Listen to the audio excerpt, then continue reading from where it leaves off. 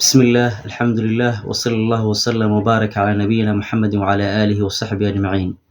مقطعا yar videogan yar waxaan kusoo bandhigaynaa tilmaamaha wanaagsan uu xambaarsan yahay macalinka quraanka.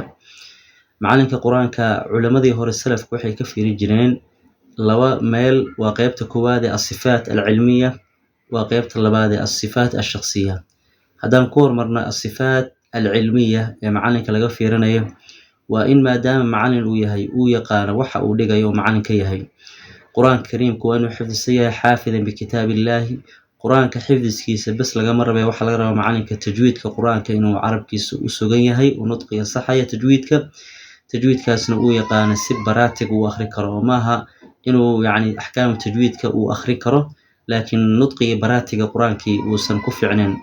Marka waxa waajib marka macalinka nutqiga tajwiidkii inuu saxan yahay waxay kale culimadu ku daraan tafsiirka quraanka in wax ka yaqaano maadaama uu yahay xaamil kitaabillahi tabaaraka wa tacaala mid xambaarsan kitaabka Alle. sifada labaad ee macalinka maadaama ilmo uu wax baray waxa laga rabaa inuu yaqaano al-mutuun al-cilmiya sharciyya mutuunta diiniga asaasiga waliba ugu horeysa ahkaamu tajwiidka tuhfatul atfaalka iyo kitaabada yar iyo kutubta akhlaaqda ka hadlaya inuu macalinka xifdisan yahay taasoo kobcinaysa aqoontiisa laguna dooranaya miisa khaas kaga qaba macalinka bas quraanka xifdiyay uu kaga fiicnaan doono. waa sifada saddexaad ee macalinka maadaama ilmaha uu quraanka u dhigayo waxa laazim ah أن يكون خطه واضحا فرتيس إنه لا فهم كره وفر نظيف الصدر ككفر دايتهاي هدي معلنك فرتيس يسن فرين يسن قروح سنين الصدر كان يسن فريسنين وحاكي معنا يا مشكلات فربضنا يوهرسو وحقو قري إن مركز قدام قرآن أيتهاي خلد وين كي ماضو وأرضي خالد كاسو كحفظيه ومرك لبعض أرضي وحويه هي معلن كاسنا وحو أرضي قضينا معلن كيسة سيدو قريان ومشاس waxaa ka soo baxaya khalad ardayga inuu ku raacay macalinkiisa saas daradeed waxa laazim macalinka inuu waxa uu qorayo بخط واضح بخط العثماني بخط طه عثماني خط عثماني هاي كتاب مصحف القرآن نسخة ahaa uu ku qoro si ardaygu u fahmo haduu macalinka khuduud kale uu yaqaan sida ruqcada iyo diiwaaniga khuduuda kale ay kuufiga inuusan ardayga ugu qorin maadaama ardaygu yahay bilow وصن وقرب بس فرت لو يقانا خط كنسخة لازمة. أنت اسمع حنقصه قبلنا معلنك قرآن كصفات كعلمي الغدورانية صفات كشخصية معلنك وين شخصية دي سكان مقطع كو وإنه مظهر كيس مقال كيس وياها مقال نظيف ولازمة يا عضيق النظيف وياها أفكيسة